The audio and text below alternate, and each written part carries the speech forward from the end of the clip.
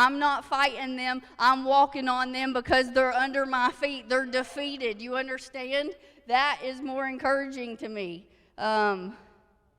And all the power of the enemy, no weapon formed against me shall prosper. And you know what he said above that? He said, I created those weapons. If you go back and read it, and we love that because it's like, no weapon formed against me shall prosper. And God said above that, he said, I created those weapons. I created the blacksmith that fashioned those weapons, and they're not going to destroy you. They're not going to prosper against you because he created them. He created the devil, right? So he can't win against you. Then God just said it. He created them, and he says they're not going to win against you.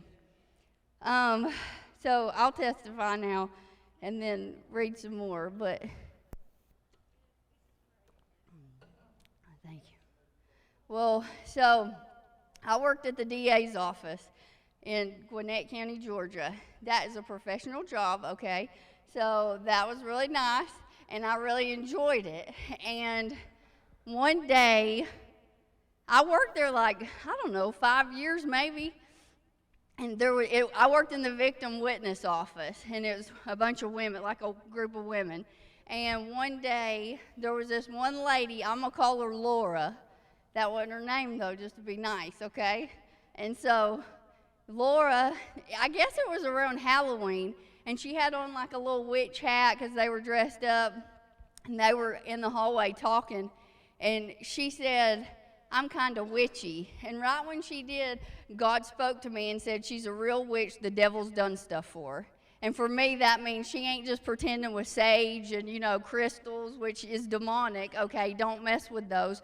But if God calls you a witch, then you're doing something, okay? You know the demonic power. And I was like, what about that, Lord?